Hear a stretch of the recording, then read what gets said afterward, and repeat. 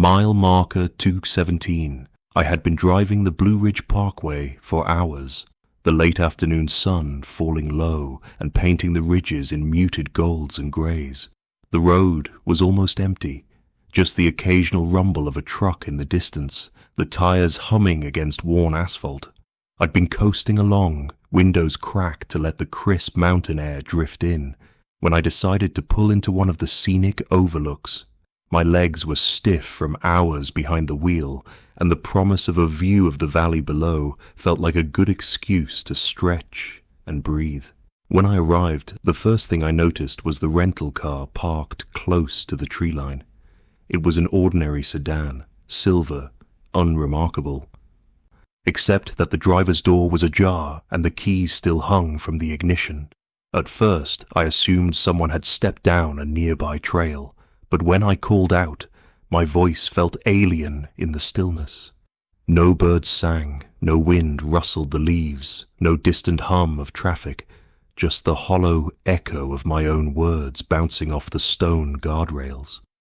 I stepped closer, heart quickening more from unease than fear. The driver's seat was damp, soaked enough that it looked like someone had been sitting there in wet clothes. A faint smell of wet earth and something musky lingered in the air clinging to the upholstery. I ran my fingers over the fabric, half expecting it to be some trick of condensation, but the moisture was real, tangible. I glanced around, no one in sight. No trail of movement aside from my own shadow stretching long across the gravel. Curiosity overcame caution. I checked the trunk, empty, clean, nothing left behind. Not even a bag or a jacket. It was strange the way it was left so deliberately, yet without any trace of human presence. I bent down to examine the ground around the car. That's when I saw the footprints, muddy, fresh, leading from the driver's side into the woods. They were human, at least in size and shape, but the way they stopped mid-stride, abruptly, made my stomach tighten. It was as if the person had simply vanished, leaving nothing behind, not even a disturbance in the leaf litter beyond the prints.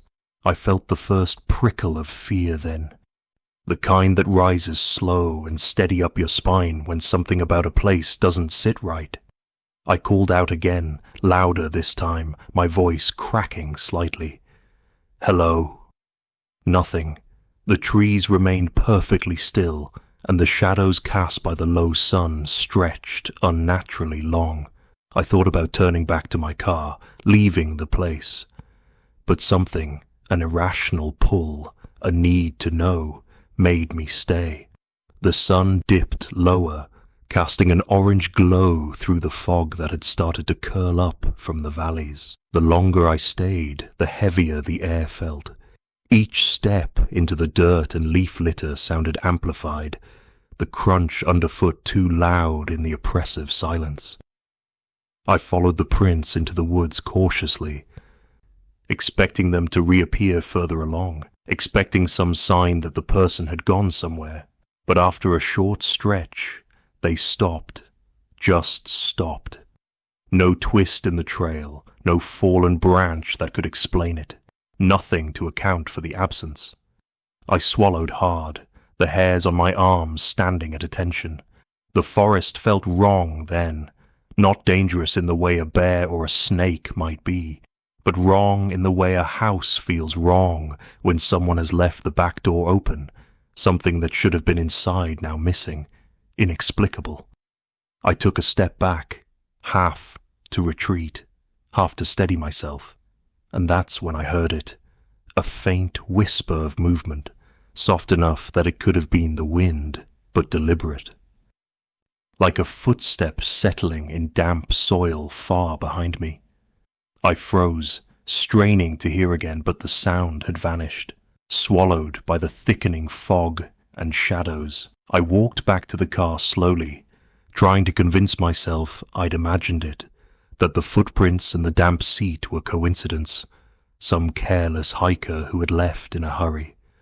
But my rational mind kept circling back to the abrupt stop in the prints, the smell of wet earth that clung to the car like someone had only just vacated it, the sense of being watched, of presence lingering just beyond sight, weighed down on me. When I finally got back to my own car, I didn't dare look into the rearview mirror for more than a second. My fingers trembled slightly as I started the engine, the low rumble filling the silent air like a heartbeat. I drove off slowly, casting glances at the overlook, half expecting to see the figure emerge from the trees, half fearing what that might mean.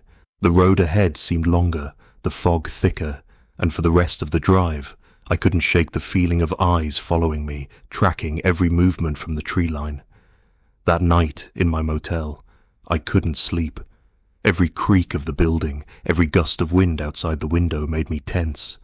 I kept imagining the rental car parked along the overlook, the damp seat, the abrupt footprints, and that sense of absence, like someone had simply been pulled out of the world while no one was watching. I thought about calling the police the next day, reporting the car, but I hesitated. It didn't feel like a case for law enforcement. It felt private, something the mountains themselves had swallowed. The next morning, sunlight poured over the ridges and the fog had burned off entirely, leaving the overlook serene, almost picturesque. I stopped again, trying to reconcile what I had seen. The car was gone, the ground dry, the forest empty. No trace remained, not of mud, not of footprints, not of the subtle musk that had lingered in the air. I wondered if I had imagined the entire thing, if the isolation and the eeriness of that stretch of Parkway had simply twisted my perception. Yet, deep down, I knew I hadn't. There was a real weight to it, a tangible strangeness that would not leave me. The overlook seemed the same as it always had, but now it carried a memory of absence, of someone or something disappearing in plain sight. I think about it every time I drive the Parkway, every time I see a rental car parked too close to the trees, a door ajar, and the smell of wet earth lingering in the air. It's the kind of thing you can't explain to anyone without sounding ridiculous. The kind of event that crawls into your memory and refuses to leave. I've driven that road many times since, sometimes in daylight, sometimes in the fading glow of dusk, and I still slow down at mile marker 217, searching for a figure that isn't there, wondering if I'll ever see the footprints again, or if they only exist for those willing to look and never speak of it. The forest doesn't care whether you believe it. It holds its secrets tightly, and sometimes it lets people vanish without a trace just to remind you of how little control you really have. Even now, thinking back, I can feel the damp leather seat, the smell of wet earth, the sudden stillness of the air when I called out and heard nothing in response. And I can feel the pull of the woods, the lingering weight of someone or something simply ceasing to exist while the Parkway goes on, indifferent, endless, and quietly watching. I don't know what happened that day or why, but every time I drive past that overlook, I expect, half hoping and half dreading, that I'll see the rental car again, keys still dangling, door ajar, and the footprints leading off into the woods, stopping mid-stride, as if the world itself swallowed someone whole. I haven't spoken of it to anyone except now, writing it down to try to make sense of it. Even the memory leaves a chill that I can't shake. Some things you see in the mountains don't follow the rules of reason or expectation. Some things leave no evidence but an impression, an absence you can feel in your chest, and a story you carry forever. The rental car at mile marker 217 is one of those things, and for all I know it is still there, waiting for the next person to see it, the next person to call out into the silence, and feel that same inexplicable dread of something just gone. It was never about ghosts or monsters or the kind of things people tell around campfires. It was about the absence, the quiet impossibility of someone simply being there one moment and not the next. And that, I've realized, is a horror far more profound than anything I could have imagined. I'll never drive that stretch without thinking of it, and I'll never forget the way the damp seat smelled of wet earth, the abrupt end of the footprints, or the weight of a silence so heavy it seemed almost alive. Some part of me will always wonder if the mountains claimed him, or if he walked into some other reality that exists just alongside ours, imperceptible until it's too late. I don't know if I'll ever understand it, but I know that when I see a car abandoned near the trees, a door ajar, keys dangling, I don't stop. Not anymore, because sometimes the mountains are patient and they will wait for the next person to notice and vanish.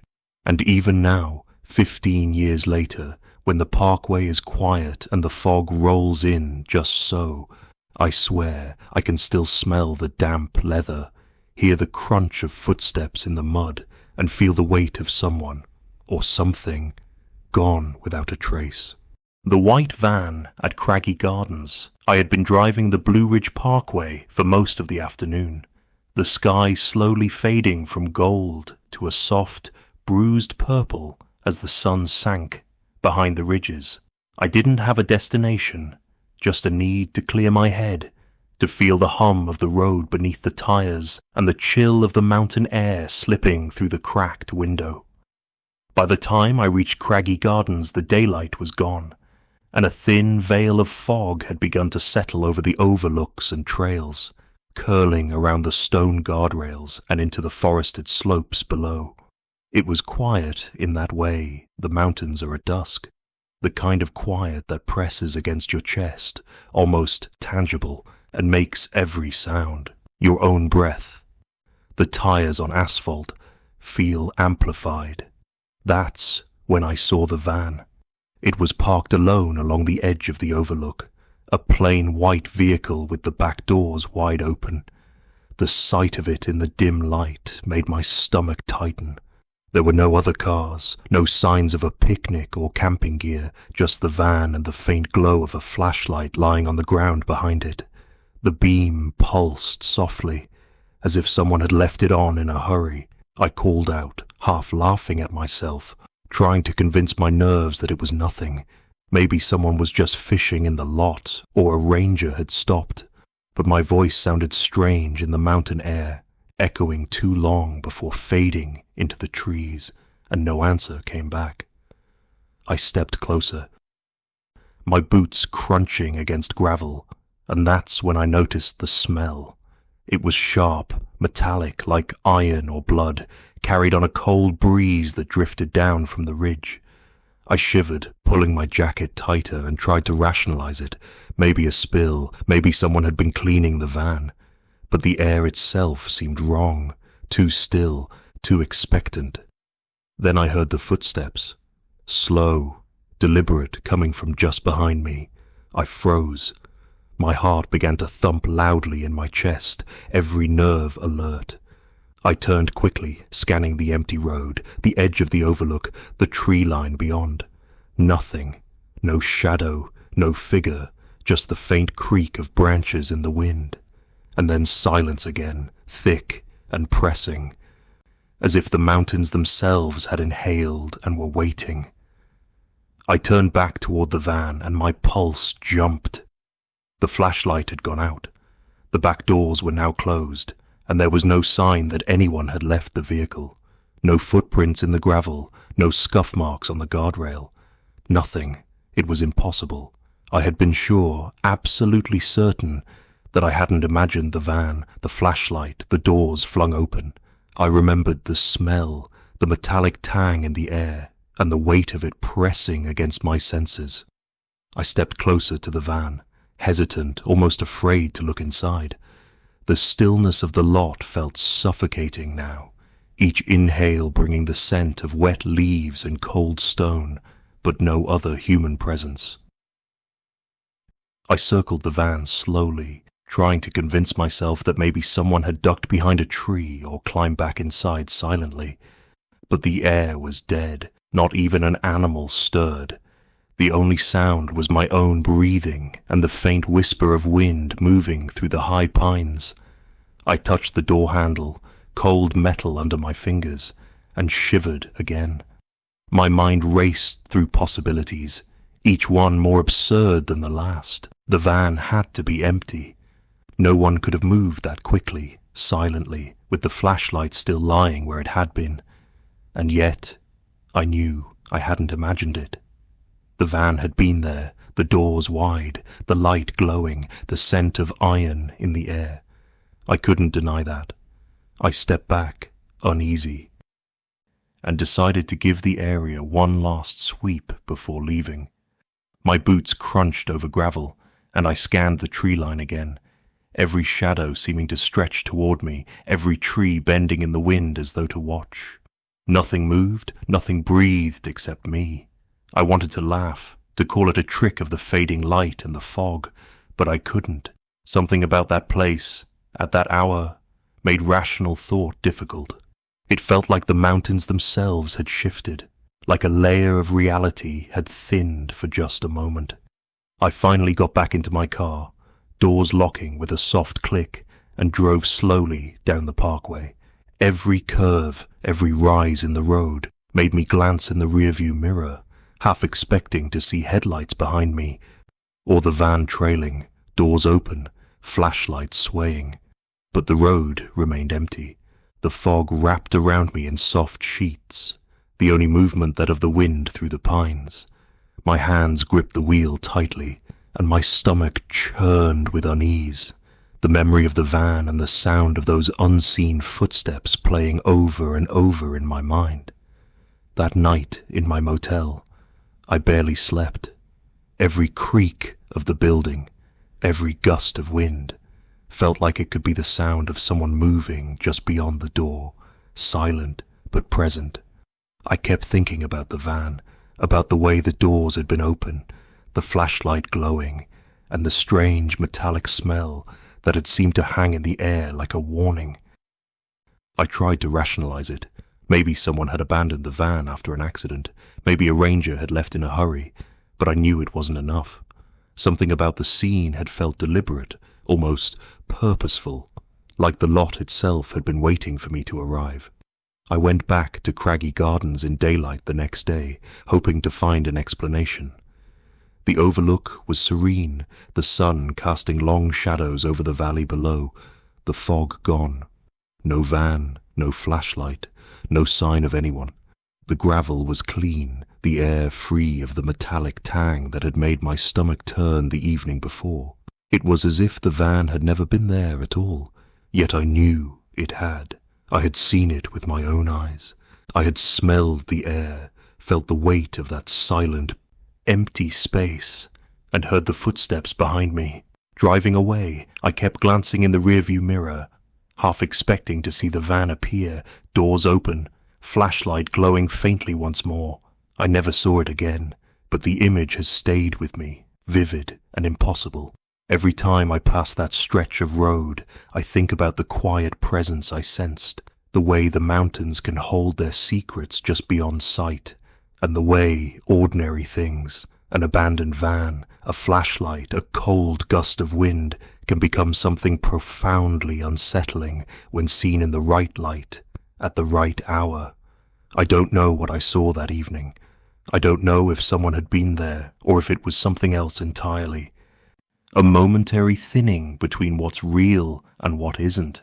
All I know is the feeling it left me with, the quiet dread that comes from realizing you aren't alone, that even when nothing seems wrong, the world can shift in ways you don't understand. The mountains keep their secrets, and sometimes you are only allowed a glimpse, brief and disorienting, before it's gone again, leaving you with nothing but the memory of absence and the strange, unshakable feeling of being watched. Even now, when I think of Craggy Gardens at dusk, I feel that cold metallic scent again, and I can almost hear the slow, deliberate footsteps in the fog. And though the lot is empty, the overlook serene, I can't stop imagining the van, doors open, flashlights still glowing, waiting silently for the next person who comes too late or too curious to notice what should never be seen, The mountains don't care for questions, for explanations, for reason. They simply watch, and sometimes they let you see, just long enough to make you remember.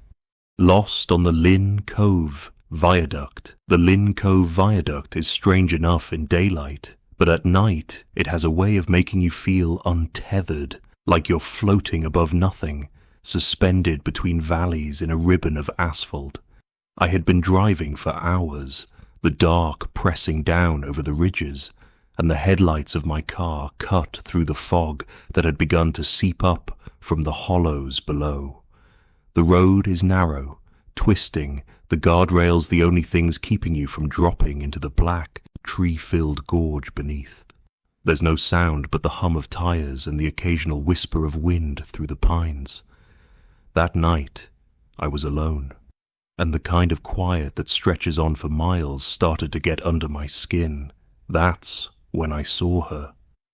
She was standing at the guardrail ahead, a pale figure in the dim pool of my headlights, looking down into the darkness below.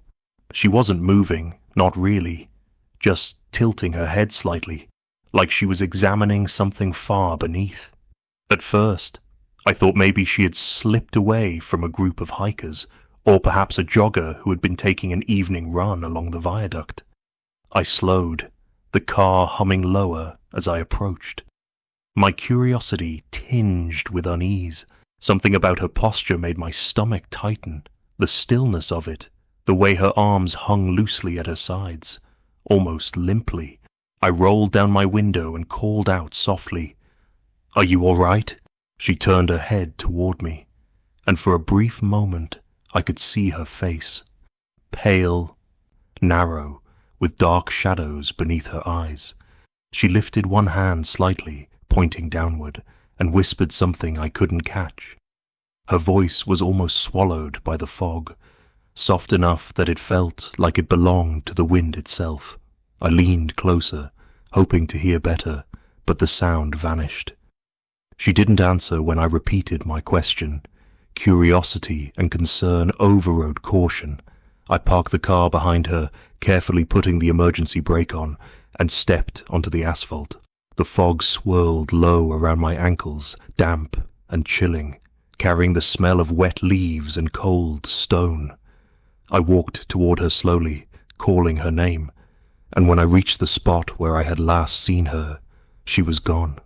The air was still, the kind of silence that makes your own heartbeat seem loud and intrusive. No footprints in the damp asphalt, no sign she had climbed over the guardrail. The road stretched on ahead, the curve disappearing into the fog, empty and indifferent. I walked a few steps further, glancing down over the edge, half expecting to see her figure dangling somewhere below. But there was nothing, just darkness, trees, and the sound of the wind moving through the valley. I returned to my car, unsettled, hands trembling slightly as I gripped the wheel. My mind raced, trying to rationalize it. Maybe she had stepped back into the fog, a trick of the shadows and the light making her seem closer than she was. Maybe it had been someone long gone, and I was seeing a memory in the mist. I shook my head at the thought. It made no sense, yet it was the only explanation I could find. The next day, I went to the ranger station at the base of the viaduct, hoping someone could make sense of what I had seen. I described the woman, the way she had stood at the guardrail, whispering, and the complete absence of any trace when I approached. The ranger looked at me with a serious, almost grave expression. "You saw her at the viaduct?" he asked quietly.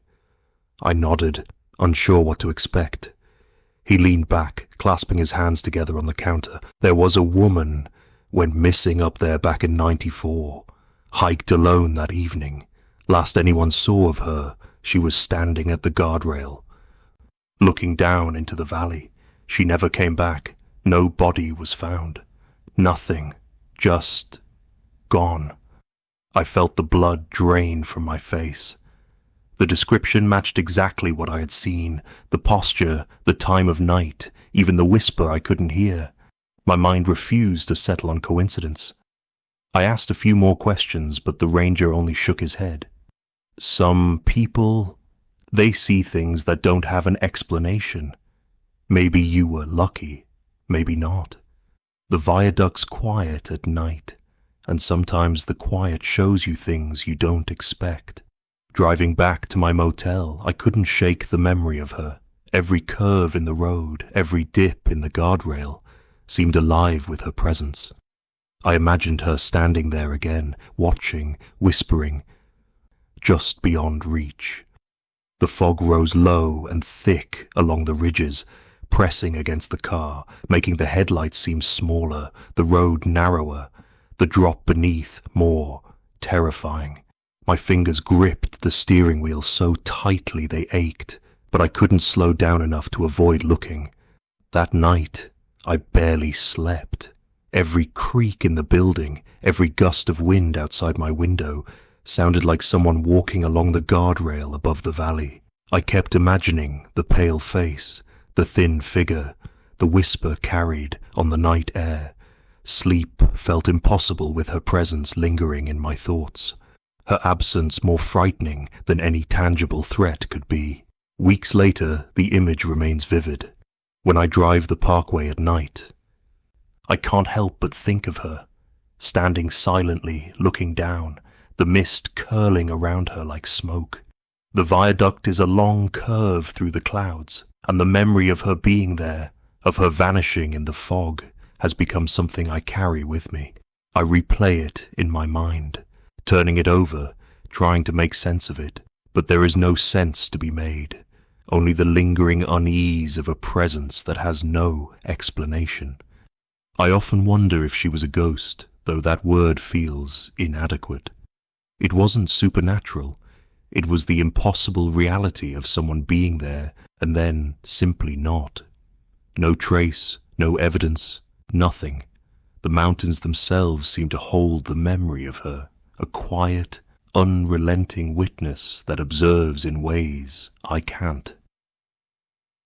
I've driven past the viaduct countless times since, sometimes in daylight, sometimes in the fading dusk, and each time I slow down, my eyes scanning the guardrail, half expecting to see her again, whispering into the fog.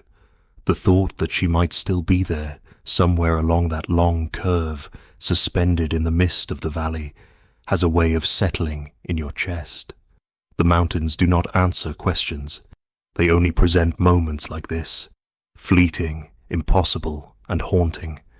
The Lynn Cove Viaduct is beautiful, yes, but its beauty at night carries a weight, a reminder of absence that feels heavier than any presence I've known. The whisper of wind, the curve of the road, the silence beneath the guardrails. These are the things I think of when I remember her. I have told very few people about what I saw. Most would laugh, call it imagination, exhaustion, or some trick of the fog and darkness, but I know what I saw. I know the way her figure appeared, the way she was gone before I could even reach her, and the utter impossibility of it. It's a memory that sits quietly, pressing against your mind, waiting for the fog to rise again, for the night to come, for the viaduct to stretch out into the clouds once more. Even now I can close my eyes and see her, pale and still, looking down, whispering words I cannot hear. And I realize that some places, some moments, are not meant to make sense. The mountains will hold their secrets. The viaduct will curve endlessly into the dark, and those who vanish there may never be found, but they are never truly gone. Sometimes you just catch a glimpse, brief and unsettling, and it is enough to remind you how fragile your sense of reality really is. The image of her, suspended on the guardrail in the night fog, has stayed with me longer than any story or warning could. It is the kind of memory that follows you silently in the quietest moments when the world seems empty and still. And every time I drive along that stretch of the Parkway, I cannot help but imagine her standing there again, waiting, whispering, and vanishing into the mist, leaving only the long, empty curve of the road behind. The blue tent at Graveyard Fields.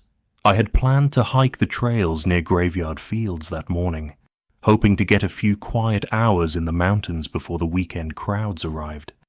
The parking lot was nearly empty when I pulled in, dew still clinging to the grass and mist curling low over the fields.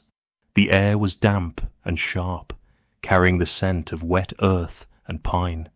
As I laced my boots and hoisted my pack, I noticed it, bright against the muted greens and browns of the early morning, a blue tent tucked close to the riverbank. At first I thought someone must have been camping overnight, but there were no cars other than mine, no other signs of life, no footprints leading in or out that I could see. It was oddly pristine, like it had been set up deliberately to be noticed, or deliberately to go unnoticed. I approached slowly, calling out a soft, "Hello?" in case anyone was inside. The air felt heavier the closer I got, a quiet pressure pressing against my chest. There was no answer, no rustle, not even the snap of a zipper from within, just the gentle murmur of the river and the wind whispering through the trees. I unzipped the tent door, the fabric sliding aside with a soft scrape, and stepped inside. The interior was surprisingly tidy. There was a single pair of hiking shoes neatly placed by the entrance, their laces tied as if waiting for someone to step into them. Nothing else occupied the small space. No sleeping bags, no packs, no food. Nothing except a small notebook lying on the floor near the shoes. I picked it up carefully, my curiosity overcoming the unease curling in my stomach. The notebook was filled with entries, dated meticulously, often accompanied by exact times. Each entry contained the same 3 words repeated obsessively: listening tonight. Some entries spanned pages, the words scrawled in a tense, hurried script. The paper was worn, smudged in places, as if handled countless times. I flipped through quickly, the hair on my arms standing on end. Each page felt heavier, more charged, as though the writer had imbued it with a sense of urgency, a need to document something impossible to capture in words alone. When I reached the final entry, my stomach dropped. It was dated that very morning. The words "listening tonight" were written once more, and beneath them a single line that sent a chill down my spine. "They are waiting." My fingers trembled as I closed the notebook. The shoes, the precise arrangement of the tent, the obsessive record-keeping, it all felt deliberate, like some warning left behind. Or worse, like someone had simply disappeared in the night, leaving only these faint, haunting traces behind. I stepped outside, trying to shake the creeping unease, and glanced along the riverbank. The blue of the tent stood bright and stark against the muted morning colors, as though it had been placed there intentionally to draw the eye. The water moved steadily over rocks, its sound masking something, or maybe revealing something, depending on how you listened. I called out again, hesitant now, but the wind and river answered with nothing. The solitude that had felt peaceful an hour ago now pressed on me like a weight. I lingered only long enough to take a photo of the tent and notebook, almost as proof to myself that what I had seen was real. The memory of those words, so deliberate, so impossible, kept echoing in my mind as I walked back to my car.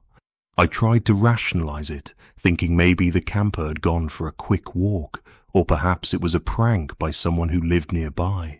But the meticulous dating of the notebook, the neat placement of the shoes, the intensity of those repeated words, none of it made sense in a way that felt ordinary. It was as if the tent itself had been a trap, or a marker, or a message I was never meant to fully understand. Driving away, I couldn't stop glancing at the tree line, half expecting to see someone emerge from the fog along the river, a figure moving silently toward the trail or the parking lot. Nothing appeared. Yet the weight of the morning stayed with me, pressing against the back of my skull a quiet insistence that some things in the mountains are meant to be noticed and yet remain unknowable. The blue tent, the shoes, the obsessive notebook, they had been real. I had seen them with my own eyes, and that was enough to make the day, otherwise ordinary, feel impossibly wrong. That night I lay awake in my motel, staring at the ceiling, trying to imagine what the notebook meant, who had written it, and why. Had they really been listening tonight? And if so, to what? The words, "they are waiting," gnawed at me in the dark. I pictured the tiny tent by the river, the shoes still neatly placed inside, the notebook open to the last entry. Something about the thought made my chest tighten. The sense of someone or something, absent yet present, hovering in the quiet spaces of the forest, waiting for the right moment to be noticed again. The memory followed me on hikes afterward, the trail near graveyard fields feeling longer, the mist more deliberate. I would find myself pausing along the riverbank, scanning for that flash of blue, that impossibly neat arrangement, half expecting to see it again, and though I never did, the notebook and its words stayed with me, a haunting reminder that even in the brightest daylight, the mountains carry secrets, and some of those secrets leave behind marks that are impossible to ignore. I've returned to graveyard fields several times since, always scanning the river, the trees, the quiet stretches of trail, hoping for some explanation, or maybe dreading it. But the blue tent never appears, the shoes never re-emerge, and the notebook remains an impossible memory, one that refuses to fade. I can still see the precise loops of ink, feel the weight of the paper in my hands, and hear the whisper of the words echoing in my mind. Listening tonight. They are waiting. Even now, years later, I drive past the trailhead and feel a tightness in my chest. The forest seems alive in a way that goes beyond the usual rustle of leaves, as though it remembers that morning, remembers the solitary hiker who came too close to noticing something she, or it, didn't want to be seen. And the thought lingers, heavier than any shadow, that somewhere in the mountains the blue tent waits, silent and precise, holding a story that no one can finish, a presence both gone and unmistakably there. Shadow at the overlook. I had been driving the Blue Ridge Parkway all afternoon, chasing the fading light and hoping to catch the last colors of sunset spilling across the ridges. The air was crisp, scented with pine and damp earth, and the mountain curves stretched out before me in a slow, endless rhythm. I wasn't planning on stopping, but as I crested a particularly high overlook, the view compelled me. The valley below was wrapped in the soft purple shadow of approaching night, and the winding road snaking down into the hollows seemed to glow in the last rays of sun. I pulled off into the small turnout, the gravel crunching under my tires, and grabbed my camera, determined to capture the sweeping vista in a long exposure shot.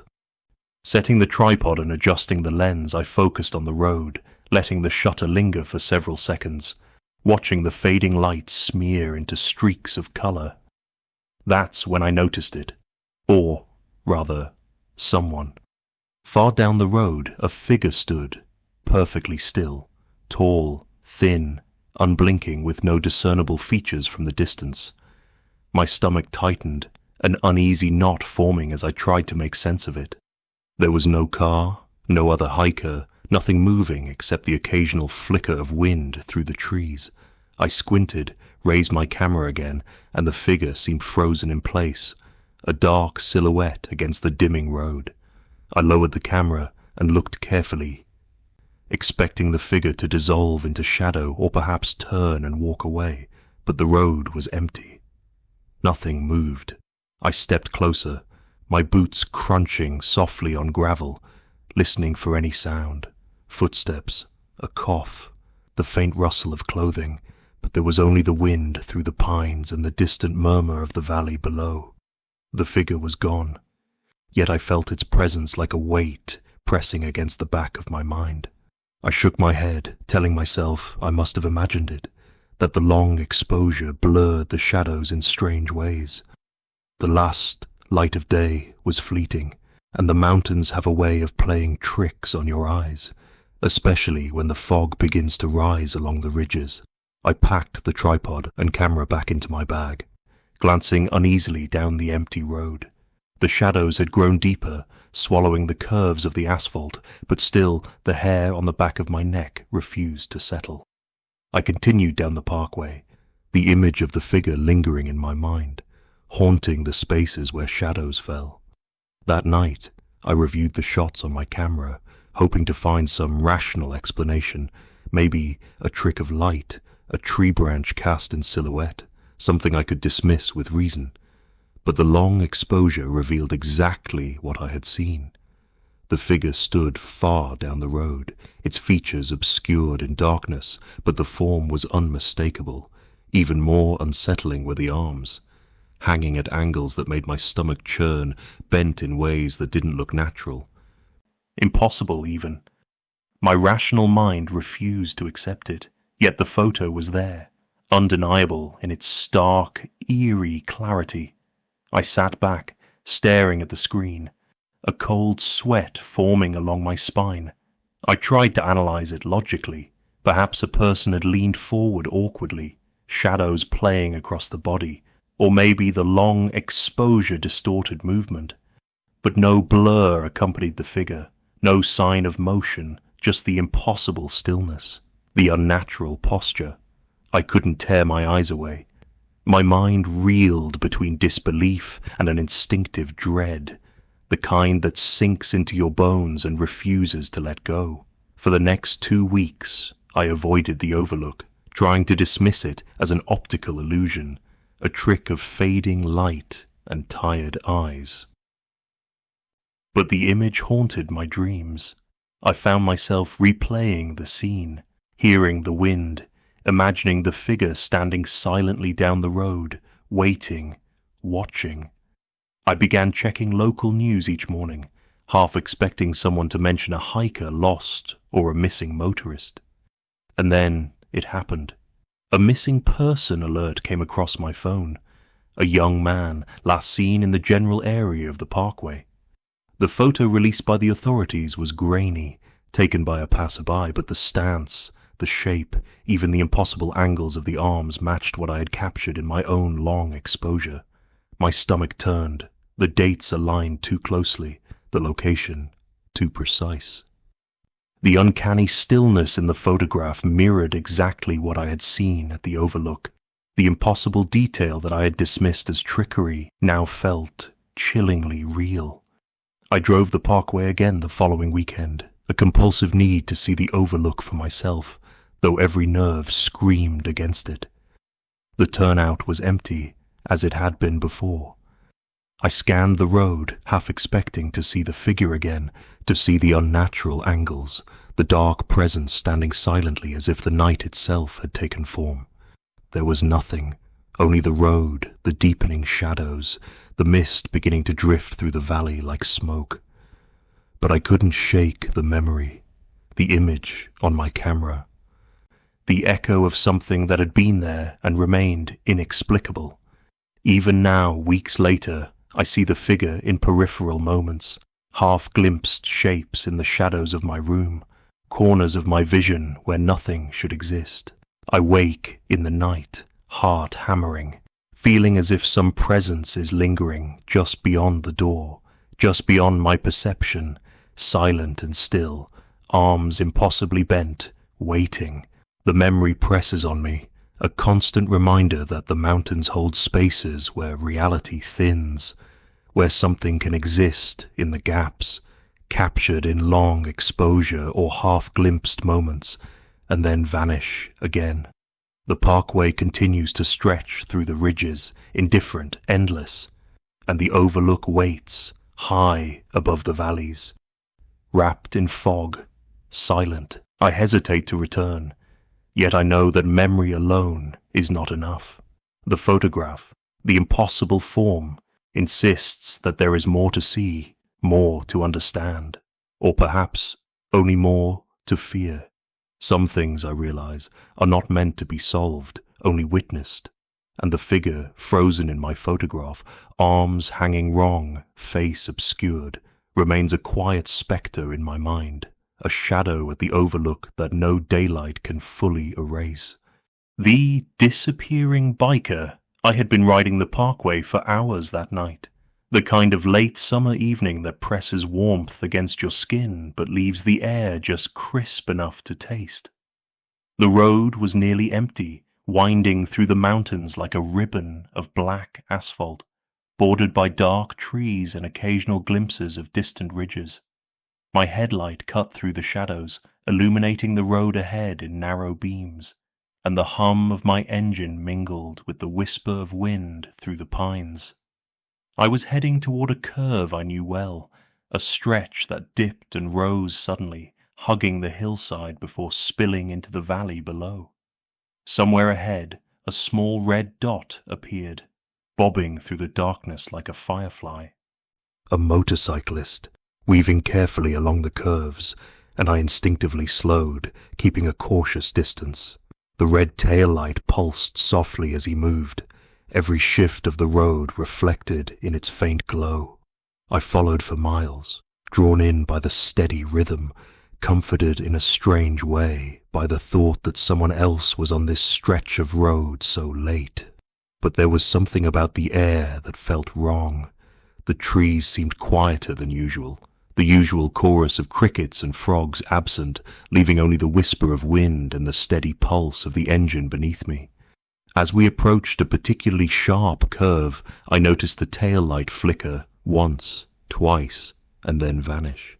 At first I thought he'd slowed too much for me to see, maybe pulled over into the shadows of the trees, but the road ahead was empty. My stomach tightened, a creeping unease crawling along my spine. I slowed and pulled over to the shoulder, letting the engine idle, and leaned forward to peer down the curve.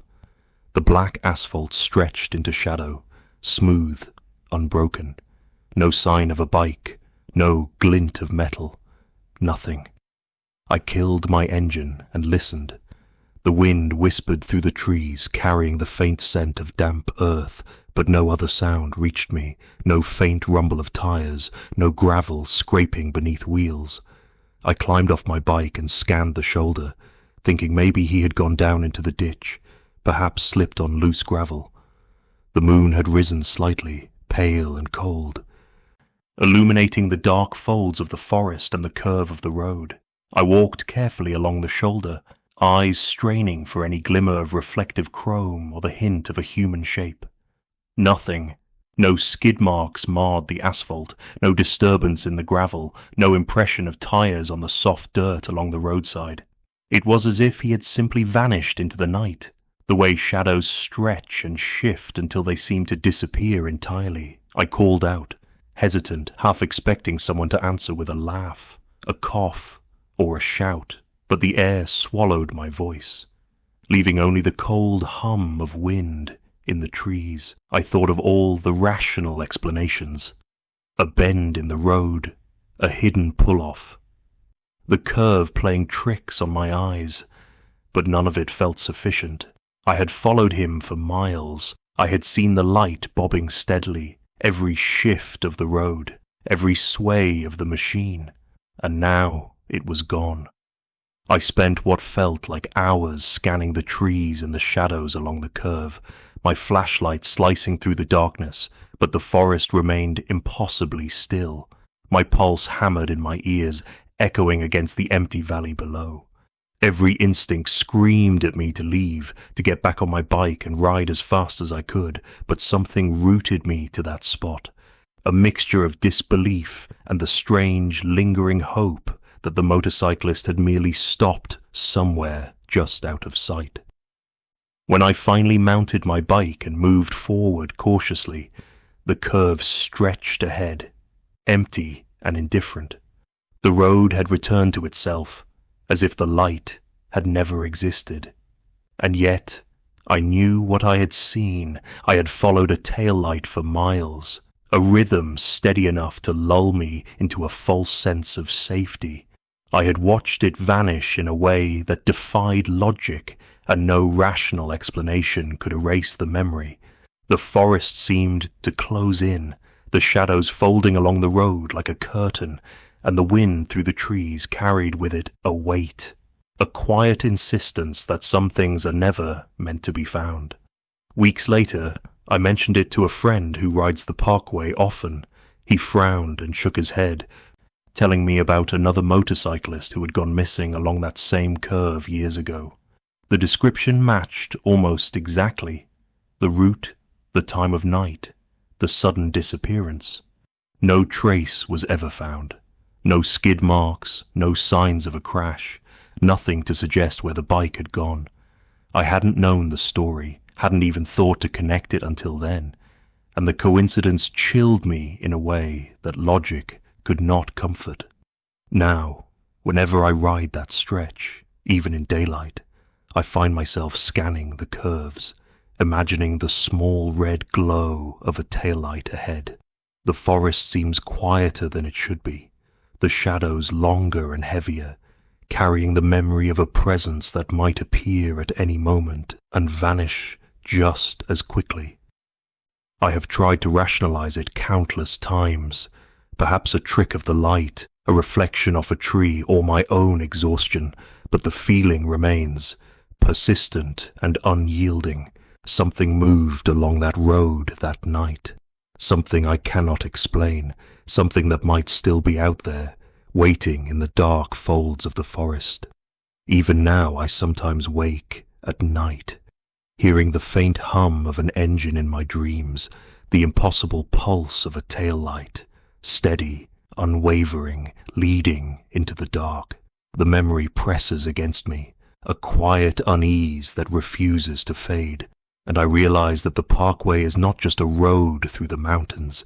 It is a space where the ordinary bends toward the inexplicable, where a moment of pursuit can become a memory of disappearance, and where the hum of the wind in the trees carries the echo of something, or someone, that is no longer there. I do not ride that curve often anymore, but when I do, I cannot shake the memory of the disappearing biker, the impossibility of what I witnessed, the stillness that replaced the movement, and the way the wind seems to whisper through the trees as if carrying a warning. And though I will never know what happened that night, the emptiness of the road, the absence of tracks or signs, and the memory of the light vanish into darkness stay with me, a quiet dread that lingers far longer than any ride ever could. Static on the ridge. The road had been quiet for miles, a narrow ribbon of asphalt winding along the ridge where the trees seemed to lean in closer with every turn. I was alone, the sun long set behind the mountains, leaving only the faint glow of my headlights to cut through the darkness. The air smelled of damp pine and earth, and the chill settled into my bones even inside the car. I'd been driving this stretch before, but at night it felt different, lonely, distant, as though the mountains themselves were watching. I had the radio on, low, more for the faint hiss of sound than any particular station, when the static hit. At first it was subtle, just a hiss beneath the music, but then a voice came through, soft, deliberate, almost mechanical in its repetition. It was a man's voice, steady, but the words were strange. Coordinates, numbers that repeated over and over with pauses that felt measured, like he was marking time rather than speaking to anyone in particular. I froze, listening, my hands gripping the wheel a little tighter. The static hissed around him, but the voice didn't falter, didn't waver. I pulled the car to the shoulder, the gravel crunching under the tires, and reached for my phone. My curiosity outweighed my unease, a dangerous combination I've learned to recognize too late. I typed the coordinates into my Maps app, my fingers shaking. The trailhead it pointed to was obscure, a small loop off a secondary road, closed to the public for years after a backpacker had disappeared there 3 summers ago. No trace was ever found, no gear, no footprints, nothing to mark that someone had been lost to the forest entirely. I stared at the pin on the map, a cold knot forming in my stomach. The radio continued to buzz beside me, the voice repeating the numbers in the same even rhythm. It felt wrong, the way the sound penetrated the car, a presence that was almost alive. I debated whether to leave, whether to drive on and pretend I hadn't heard anything, but something kept me rooted there, a mixture of fascination and dread. I considered the trail, the stories I had heard around the town ranger station, how the search parties had combed every inch, how locals whispered of strange lights, and the feeling that someone was never alone in those woods. I remember driving past that trailhead years ago and thinking nothing of it, never imagining that someone could simply vanish without a trace. And now the coordinates had led me straight back to it, delivered through the crackle of static and a man's monotonous voice. I tried to focus on rational explanations. Maybe it was a prank, some elaborate radio interference. Perhaps someone had left the coordinates as a joke, knowing the trail's grim reputation. But the more I listened, the more I realized it wasn't playful. The repetition, the rhythm, the certainty in the voice. It carried an almost deliberate weight, a sense of purpose I couldn't shake. I felt the hair rise along my arms, the familiar creeping sensation of being watched, though I was alone on the ridge. Curiosity won. I grabbed a flashlight from the glove compartment and started toward the trailhead, moving carefully along the gravel and through low-hanging branches. The forest was silent, the usual nocturnal sounds muted, as if the mountains themselves held their breath. The beam of the flashlight cut through the shadows in narrow arcs, illuminating rocks, ferns and roots, but nothing that suggested anyone had been here recently. No footprints, no abandoned gear, no indication of human presence at all. Yet I could feel it, some invisible weight pressing in the space around me, as though the forest was aware of my intrusion and acknowledging it in silence. The further I walked, the stronger the sense of unease became. The trail was closed, and yet it had been maintained enough to remain passable, though overgrown in places. I followed the faintly marked path, the numbers echoing in my mind like a chant. 37, 432, 82.483. I whispered them aloud, almost instinctively, as if speaking them would anchor me to reality. But the forest seemed to react, the air cooling further, the shadows stretching unnaturally along the trunks of the pines. I paused, listening, hearing only the rustle of leaves in the wind. Or was it something else? Time became fluid. The path twisted in ways I didn't recall from the maps. Or maybe I had simply never walked it before. Each step felt heavier, the flashlight's beam wavering with my growing tension. I remembered stories from local hikers, warnings about the trail, about feeling watched, about hearing voices on nights when no one else was around. I told myself these were just stories, folklore meant to keep tourists away from dangerous terrain. But deep down, I knew the unease I felt was something older, rooted in the ridge itself, a quiet insistence that some places were not meant to be entered after dark. I stopped at a small clearing, the ground damp from a recent rain, and shined my light across the area. A backpack lay partially hidden in the ferns, old and rotted, but unmistakably human-made. My pulse quickened, and I called out, thinking perhaps a hiker had returned, that this was some residue of a forgotten camp. There was no answer. The voice on the radio had long since faded, leaving only static, but in its absence, the forest felt louder, more present, filled with the subtle, almost imperceptible creak of branches, the whisper of wind that seemed to follow my movements. I crouched to examine the pack, half expecting to find some clue, a note or gear that would make sense of the disappearance. The contents were empty, long since removed or decayed beyond recognition.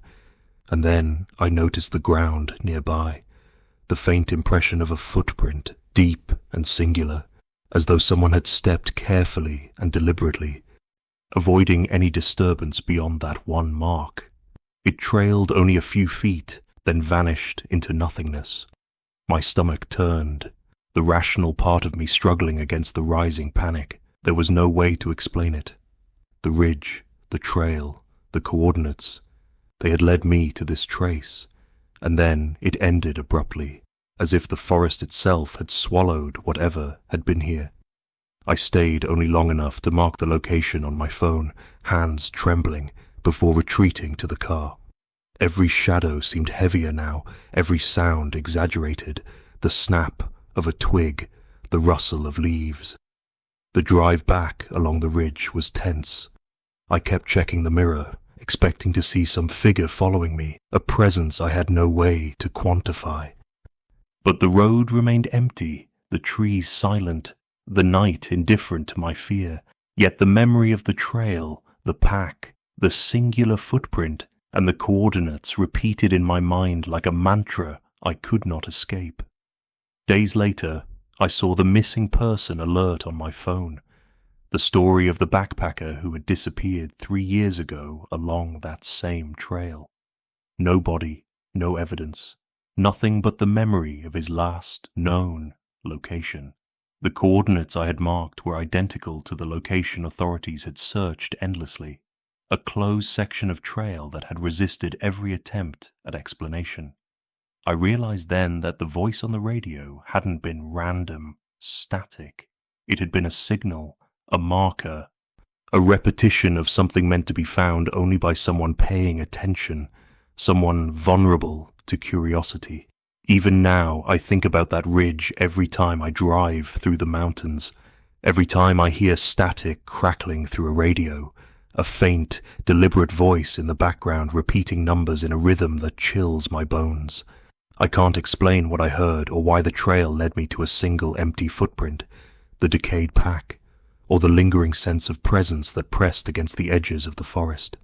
But I know the ridge remembers, and some fragment of that voice remains, carried, on the wind, repeating coordinates for anyone willing, or foolish enough, to listen. I have never returned to that trail at night, and I likely never will. Yet I cannot erase the memory of the voice, the trail, or the impossibility of what I witnessed. It hangs over me in quiet moments, in the rustle of trees along the road, in the hum of a car engine echoing through the mountains. The forest keeps its secrets, and the ridge, with its static and coordinates, reminds me that some disappearances are more than accidents. They are deliberate, measured, and perhaps eternal, waiting quietly for the next person to follow the numbers into the dark. The campfire with no campers. I was driving along a remote stretch of the Parkway later than I should have been, the night pressing in around the car like a solid weight.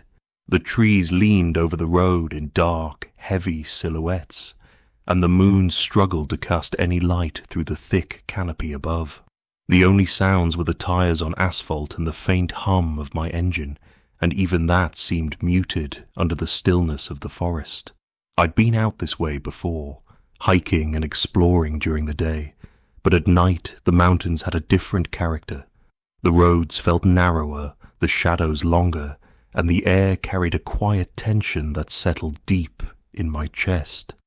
Somewhere ahead, a faint glow flickered between the trees, like a lantern or a firelight, and my curiosity, stubborn as always, got the better of me. I slowed, watching the glow, and it appeared to hover just beyond the tree line, wavering softly in the darkness. I told myself it was probably some campers, someone out for a late-night fire, but there was a stillness around it that felt wrong. No voices, no movement beyond the firelight. Nothing that suggested human presence aside from the warm orange glow.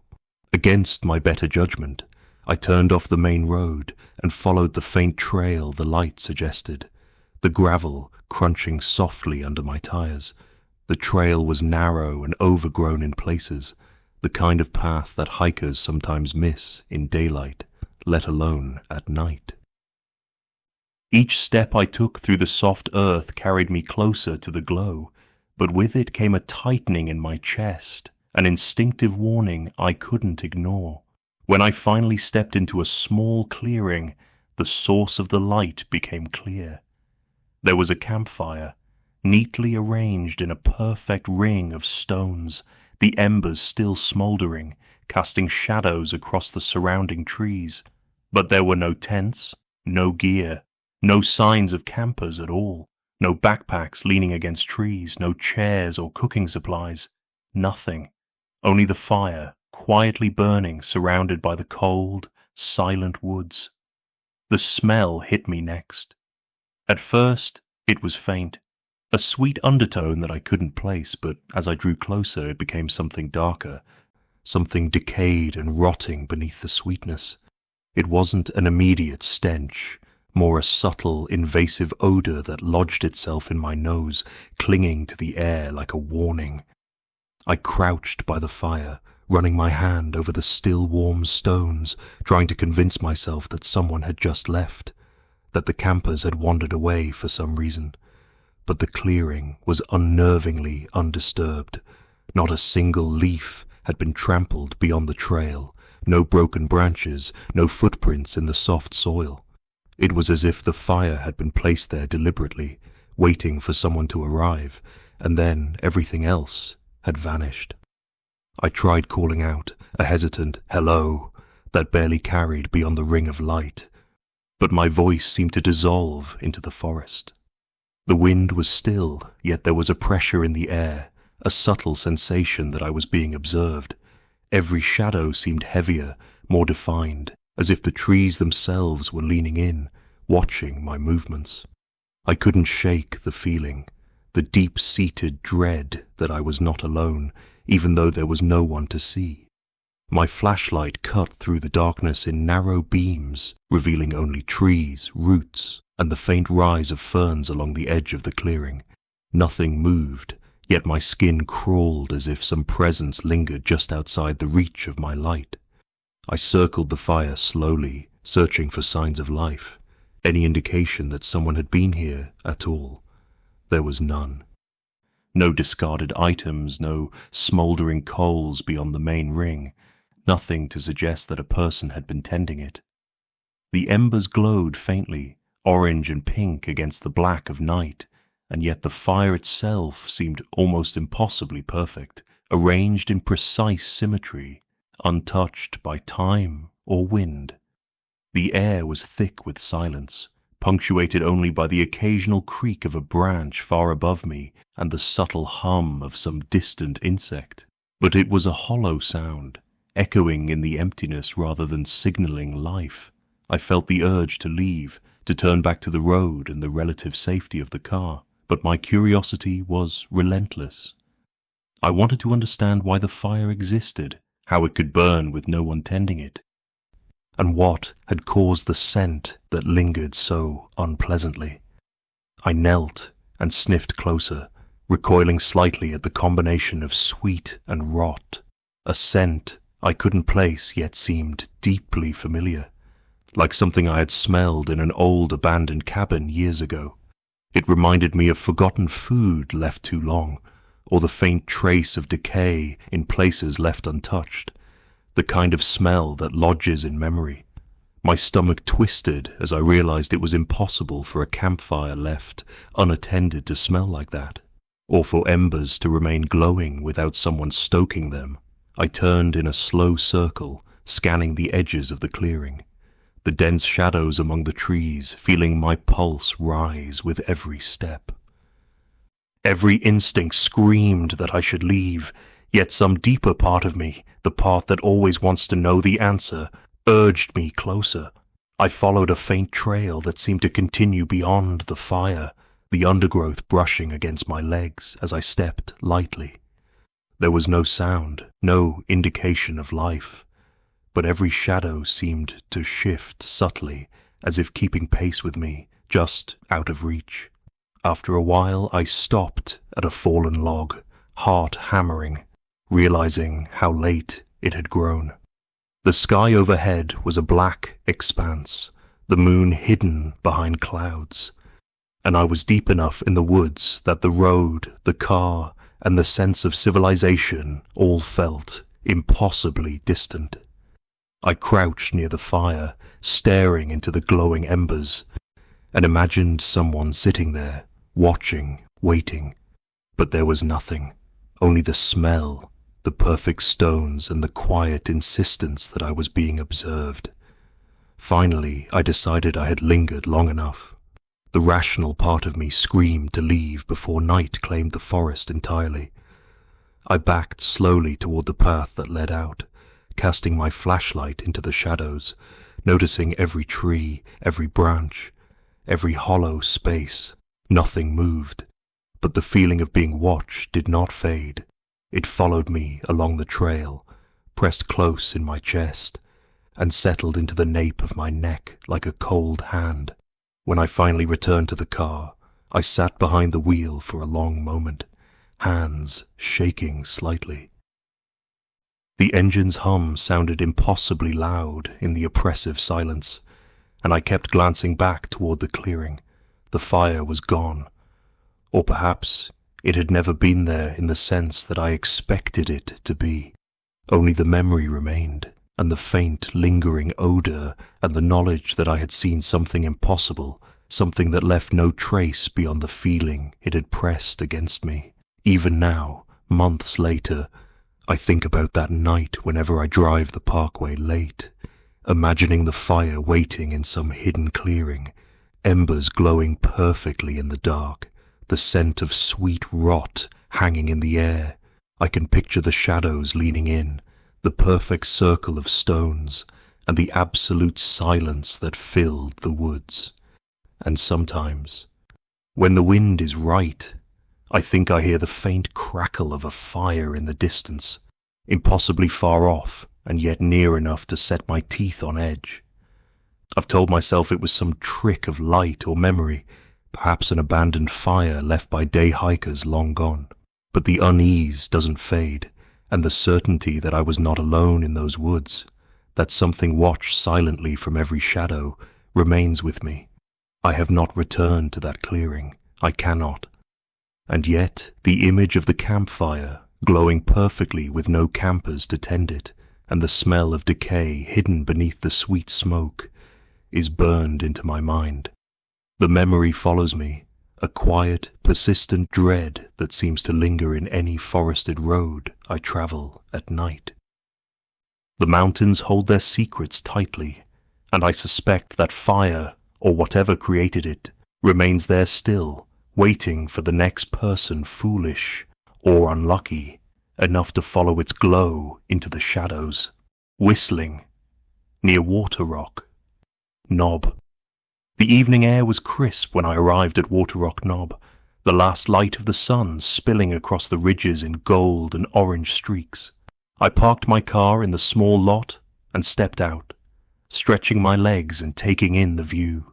The mountains rolled endlessly, dark silhouettes softened by the lingering light, and for a while I simply watched, letting the quiet calm of the high elevation settle into me.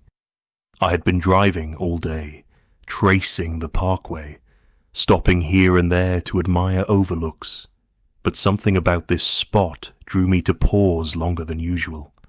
The wind was light, just enough to brush my hair and rustle the leaves, carrying with it the scent of damp earth and distant pine.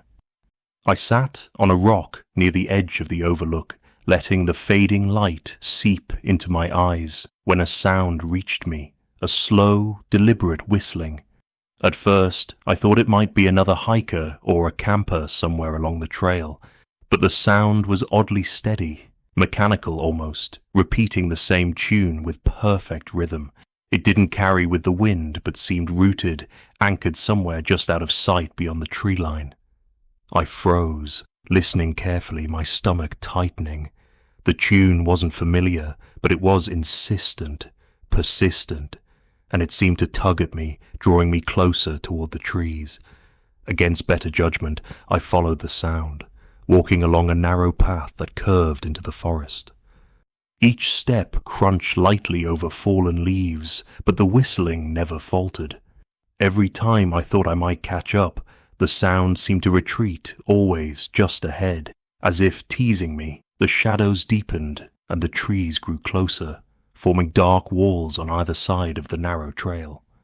My flashlight offered little comfort, the beam swaying with each step, illuminating nothing but gnarled roots and the occasional moss-covered rock. There was no breeze, no bird, no sound besides that whistling. I felt the stillness pressing down, heavy, suffocating, like the forest itself was waiting.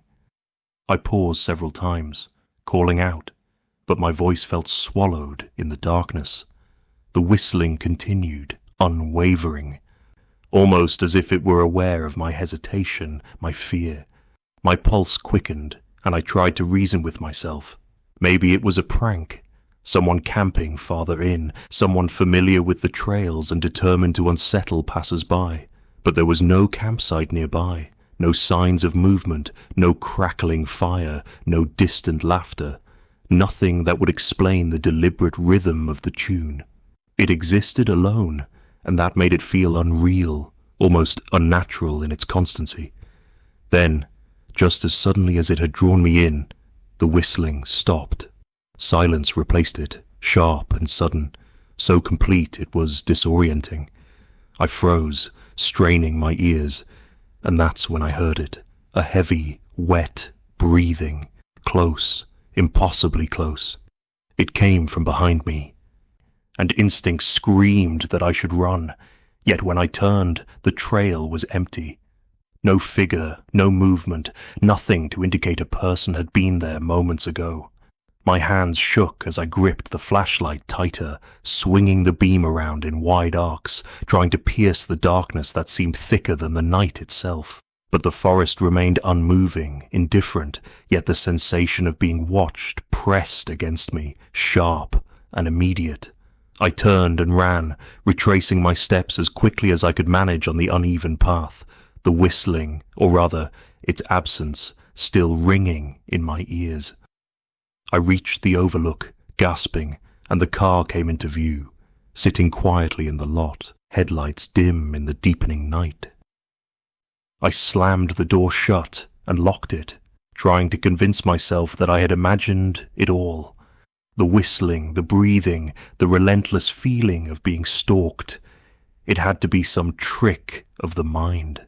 But deep down, I knew it wasn't. Something had been following me, keeping pace, just beyond the reach of light and reason.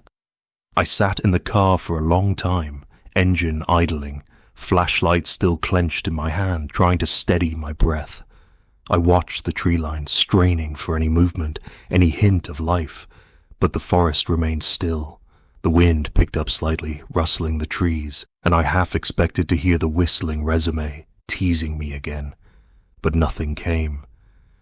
Only the occasional creak of branches and the distant sound of a night bird I couldn't identify. Yet I couldn't shake the sense that I was not alone, that the forest had registered my intrusion and was quietly observing, waiting for something more. I drove away slowly, glancing in the rearview mirror, every shadow in the trees catching my eye, but there was never a figure, never a hint that anyone or anything had followed me back to the lot. And yet, the memory of the whistling stayed with me, as if it had implanted itself directly into my thoughts, recurring in quiet moments, in the turning of leaves in my backyard, in the hum of the wind through my windows. It wasn't a sound I could forget. And the awareness that it had come from somewhere very near, somewhere just beyond the edge of perception, never left me. Even weeks later, when I recounted the experience to friends and fellow hikers, no one could explain it.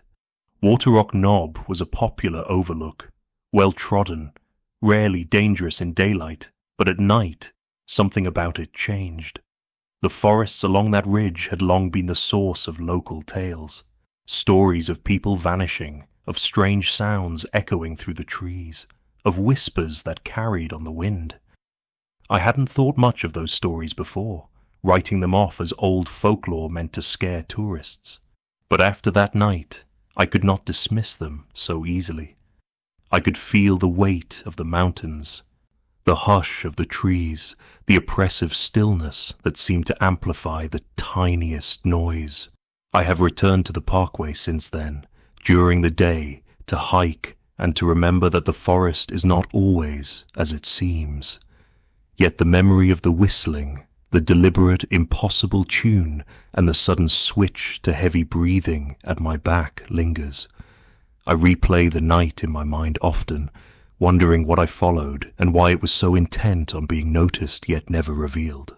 Was it someone testing me, a hiker or a camper, or something older, patient and watchful? I do not know, and part of me fears I never will. Even now, when I drive along a lonely stretch of road or pause at a quiet overlook, I half expect to hear that same whistling, faint and deliberate, just beyond the tree line. And though nothing ever appears, I feel the same weight pressing at the edge of perception, the same awareness that I am not entirely alone. It is a memory that clings, a quiet dread that I cannot shake, a reminder that the mountains and forests I thought I knew harbor secrets I cannot understand, and may never truly encounter in the light of day. The Man Who Vanished at Dusk. The Blue Ridge Parkway has a way of making you feel like you've stepped outside of time. It was early October when I found myself winding along those dark, curling roads, the sun sinking low enough to turn the ridges into black silhouettes against a pale, dying sky. Fog rolled in from the valleys, spilling over the road in thin waves that drifted around my headlights. I had the window cracked just enough to smell the damp leaves and cold stone, and the only sound was the low hum of my tires on asphalt. That's when I saw him. At first I thought it was a trick of the fog, just a darker shape against the grey, but as I got closer, the form sharpened into a man walking along the shoulder. He was tall and rail-thin, with a canvas backpack slung over one shoulder, swaying slightly with each step. His head was bowed, and he walked with the slow, deliberate pace of someone who'd been moving for miles. He didn't stick out his thumb, didn't turn his head to acknowledge me. Something about him caught me in a way I can't explain. I'd passed plenty of hikers on the Parkway before, but this was different. Maybe it was the hour, the fog, or the stillness in his posture. Before I realized it, I'd eased onto the shoulder and stopped a few feet ahead of him. My headlights lit him in a pale glow, and that's when I saw the jacket, an old olive-drab military coat, the kind you'd find in a surplus store 20 years ago, faded and frayed at the cuffs. I leaned over and called out through the open passenger side window, "You need a lift?" For a moment, he didn't move. Then, slowly, he raised his head. His face was narrow, his skin pale, his eyes set deep in the shadows beneath the bill of a weathered cap. He didn't smile, didn't speak, just gave a small, deliberate nod. I reached over and popped the passenger door open, and then he wasn't there, not in the headlights, not in the mirror. I stepped out of the car, my shoes crunching against the gravel at the road's edge. The air felt heavier, thicker, as though the fog had weight. I walked back along the shoulder, scanning for movement, for footprints, for anything, but there was nothing. No sound of retreating steps, no rustle of leaves, just the faint hiss of wind through the pines. I stood there longer than I care to admit, straining to hear anything, before finally climbing back into my car. My heart had that dull, pulsing weight it gets when you've just missed something important, something you can't explain. I drove on, slower now, watching the fog curl around my headlights like smoke. By the time I reached town, it was fully dark. I stopped at a little roadside diner I'd been to once before, neon open sign buzzing faintly, a handful of cars in the lot. Inside, the air was warm and smelled of coffee and fried onions. I slid into a booth and ordered a cup, still thinking about the man on the shoulder, When the waitress brought my drink, I mentioned it casually. Picked up the Parkway just before dusk. Saw a guy walking along the shoulder out there, military jacket, backpack. But when I stopped, he was gone. Must have ducked into the woods. She froze, the coffee pot still in her hand. Her expression shifted, something between recognition and unease. She set the pot down slowly and leaned in a little. Where exactly? I told her the mile marker, watching her face pale. She glanced over her shoulder at the empty counter, then back at me, speaking low. There was a man like that. Name was Paul. Hiker. Used to walk through here every fall on his way south. Folks say he was army, but he didn't talk much. 15 years ago, he disappeared out there. Last anyone saw him was near that stretch, just before dark, wearing that same kind of jacket. I let out a short, awkward laugh, more to ease my own tension than anything. You mean like a ghost story? Her eyes didn't change.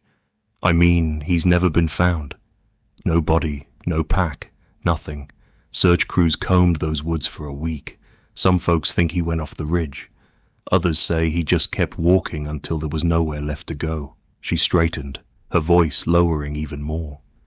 Thing is, people still see him, always around this time of year, always at dusk. I wanted to press her, but something about her tone stopped me. I drank my coffee in silence, watching the steam curl in the warm diner light, listening to the faint hum of the refrigeration unit behind the counter. When I finally stepped back outside, the cold night air hit me like a wall. The fog was thicker now, swallowing the streetlights until they were just pale orbs in the dark. Driving back to my motel, I couldn't shake the image of him. Tall, thin, the slow swing of that pack. I kept glancing at the rearview mirror, half expecting to see him there in the road behind me. At one point, I thought I caught movement in the periphery of my headlights, a figure keeping pace in the trees, but when I turned my head, there was nothing. That night, I didn't sleep much. Every time I closed my eyes, I'd hear the crunch of gravel, the low hiss of fog moving through the pines. I kept thinking about how he'd nodded, slow, deliberate, like he'd made a choice. And about how, when I opened the door, he hadn't just walked away. He'd been there, and then he hadn't. The next morning, I drove that stretch again in daylight. The fog had burned off, and the ridges stood clear against a sharp blue sky. I pulled over where I'd stopped the night before and walked the shoulder. Still no footprints, still nothing but the whisper of wind through the grass. I don't know what I saw that night. I don't know if it was a man, a memory, or something in between, but I do know this. Every fall, when the fog rolls in over the Blue Ridge at dusk, I find myself slowing down at that stretch, eyes searching the shoulder for a tall figure in a worn military jacket, walking as if he's headed somewhere only he knows.